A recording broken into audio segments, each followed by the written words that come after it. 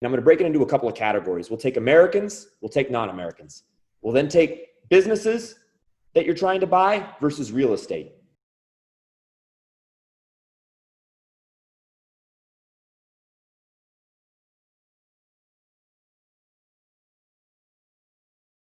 We'll rock and roll. So first things first, there's been new legislation for those of you in the United States of America, and Trump just signed it now.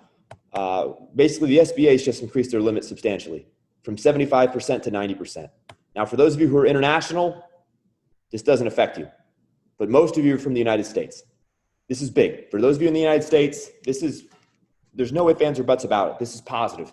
It basically means that for 100% of your purchase price, the guarantee is going 90% of the way up to a $5 or $6 million deal. So at a $5 or $6 million deal, if you're buying a business at 3 times earnings, you're dealing with a business that's taking 7 figures to the bottom line per year. For most of you, let's be honest, that'll improve the quality of your life by a lot. It'll certainly be worth your investment in this course, all right? If you're able to take $2,000 and change and turn it into a $5 million deal, you can rest assured you made a good investment in this course, right? So the SBA going from 75 to 90% is big. There's no ifs, ands, or buts about it. It's big. And it's an opportunity for all of you. It's an opportunity for every single one of you, except for those of you in real estate or those of you who are international, to do a deal and get a massive guarantee where you really don't have to be all that clever. I can say from experience, I've just pumped the SBA out of a $250,000 here on Christmas Eve, and I pumped the SBA out for about $2.2 million in November, working with the SBA, and really it's a lender that works through the SBA. It's not that complicated. It's really a nice way to get your training wheels off and to get some money in and to raise some debt to buy a company. So that's the number one. But let's go through step by step, because I really don't want there to be any questions about how we can in 2021 get a deal done. All right, and then we'll open things up to Q&A. But I want to talk for a few minutes about how to get this done. And I'm going to break it into a couple of categories. We'll take Americans, we'll take non-Americans. We'll then take businesses that you're trying to buy versus real estate. Most of you are Americans trying to buy businesses in America, but some of you are international and a few of you are trying to buy real estate. So I'm going to break it down in every way, shape, and form so that I think for all of you, there's a blueprint there for you.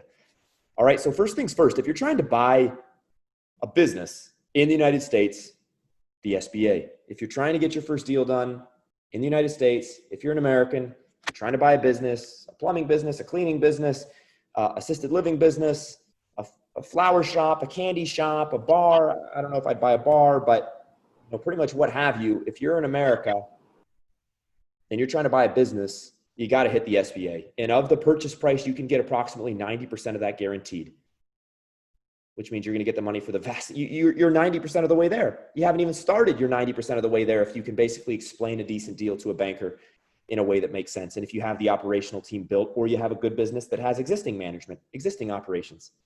So that's gold, okay? Now, if you're in America and you're trying to buy real estate, really, in my estimation, I would go for a first position seller finance note that's going to finance you for 75, 80, 85, 90% of the capital stack. The benefits of the seller financing real estate cannot be denied. The capital gains benefits, the interest income that they're going to procure. If they have a strong property they believe in, there are a ton of reasons for a seller to finance 75, 80, 85, 90% of the purchase price. And this is exactly how I got started in Nebraska. And it works. You come up with 10 or 15% of the cash on the back end, the equity, you give a 2-to-1 arbitrage, which means if they put in 10% of the money, you give them 20% of the equity. And there you are with your holding group still holding 80% of the equity of a business. By the way, to go back to the SBA buying a business in the United States, if you finance, say, 90% of the capital stack from the SBA, you then can have the seller hold 5 or 10% on life for the lifetime of the first position note. I've talked about all this in the course, by the way, but you have the seller hold a second position note. You raise maybe 5 or 10% of the capital in cash. You give a 2-to-1 arbitrage, which means, again, if you put in 5% of the money for this deal, I'm going to give you 10% of the deal. Hell, you can go 3-to-1. John, you're going to put in 5% of the money. I'm going to give you 15% of the deal. You're not going to have to lift a finger. At some point, it becomes a pretty good investment for the investor, and you still are holding 85 or 90% of the deal with this new SBA legislation. Now, if you're international, then I would try to get the first position bank to go about 75 or 80% of the way to buy your business. I would try to get that lender to finance the first 2 times earnings. And I would try to buy the business at total for 3 times earnings, which as a general matter is a good area to be buying businesses at right now. $1 to $5 million businesses, 3 times earnings all day long. And then get the seller to hold that final 30, 25% of the capital stack. Some of it may be on hold for the life of the first position note or on hold for the first 3 years. Other of it's going to get paid out, say, on a 7-year term, fully amortizing, 4, 5, 6%, what have you, maybe 8%. But you can get a lender to lend on 2 times earnings of the business if it's a strong business with legitimate financials and if you have the operational piece of the puzzle being thought about and it's a decent business. And that's something you can do anywhere. If you can sell yourself, the deal, the operational team, all of these things. You can get a lender to give you 2 times earnings on a business. They can put that on a 7-year term and it freely cash flows, no problem. You put it on a 10-year term, which means you're basically only financing 2 times earnings over 10 years. Just think about that for a second. You only have to repay 2 times earnings plus interest and you get 7 or 10 years to repay that. There's free cash flow. You don't have to do the math on it. It's obvious. It's like, what's 1 plus 1? It's 2. Now I know I'm talking fairly quickly, but this is recorded. And we can ask, go back and forth in the Q&A later. And by the way, I've talked about most all of this in the course, but I just want to be very clear about how do you go from 0 to 1? One of the areas I see a lot of people up, just to use common parlance, is building this huge, big old dream team, as it's called, or as many of you know of it to be, with 8 different advisors and a huge accounting firm and a huge law firm. And he's not on the call right now, but if you can listen on some of the prior Zoom calls, he and others can tell you about the stories. They were on Zoom calls 6 months ago saying, I'm flirting around with this law firm. And I was saying, pull up, pull up, pull up. They're going to try to bill you 30 grand to create articles of incorporation. You can do on LegalZoom what they're going to do, but LegalZoom is going to cost you $150 and they're going to charge you 25 grand. I mean, it's almost literally that bad. Sure enough, he got billed for 20 grand and he has to figure it out. So these are the realities of the situation. Once you get a deal or 2 under your belt, can you bring on the accounting firm and the law firm? Sure you can. But in the interim, okay. We'll bet on Perry, we mute everyone here when we come on because, we're not trying to interfere with the call. But when you are going from 0 to 1, you're not built to be able to afford these big firms. And this is one of the biggest reasons why I punted on all of the stuff I was taught about M&A back in 2019 and started talking about how I'm doing it. Because going from 0 to 1, you're strapped for cash. Unless if you have a lot of money put away, in which case send me a DM and we'll talk about some unique strategies. I mean, if you're well off right now, there's a lot of this you can shortcut and hack. You can go to brokers right away as opposed to having to call for deals. You can show them your proof of funds and they're going to give you everything you ask for. I'm assuming that all of you are not looking to use your own money, do not have a lot of money, and don't have an infinite runway from which to get a deal done. If you quit your job, you only have, so long until I'm out of money, which is one of the biggest things that gets people screwed up, not taking action or not managing their personal cash flow. Now, taking action, I can't help you with. If you can't hustle, you can't be helped.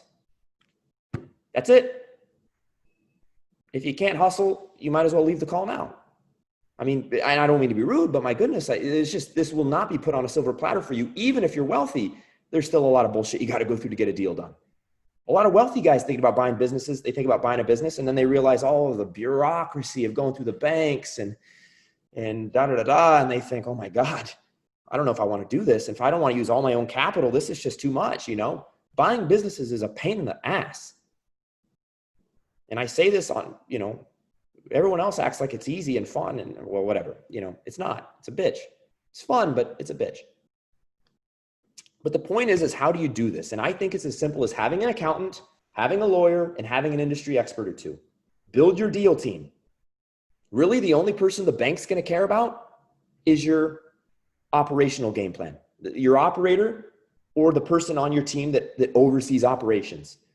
I've talked to the banks. I used to think you needed all these people on your team, your executive summary, to get credibility with the bank. My experience now, actually having done it, is no, the bank just really cares about how are you going to operate the thing. That you have a 35-year M&A lawyer on your team, they're thinking, If anything, maybe it scares them sometimes. They're thinking, wow, you're going to go out and try to buy 15 more companies. I just want you focused on operating this one. So really, we by and large just focus on our operator.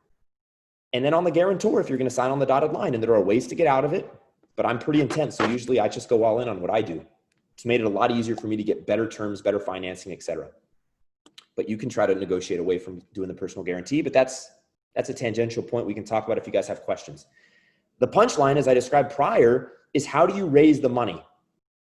And again, if it's a real estate property, I would do the first position seller note for 80 to 90% of the purchase price, and then raise the final 10 or 20% in cash.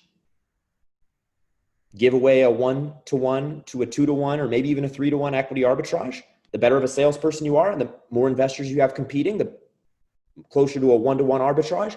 When I say arbitrage, I just mean a 1-to-1 arbitrage is you put in 10% of the money, you get 10% of the deal, of the equity. If there's 1,000 shares, if you put in 10% of the capital, you get 100 of those shares, 10%, right? A 2-to-1 arbitrage is you put in 10%, you get 20% of the company, of the subsidiary or the LLC or the S Corp or whatever that's going to hold the acquisition. If you're in the United States and you're buying businesses, again, the SBA right now, this legislation is big. It's big. Makes it way, way, way easier.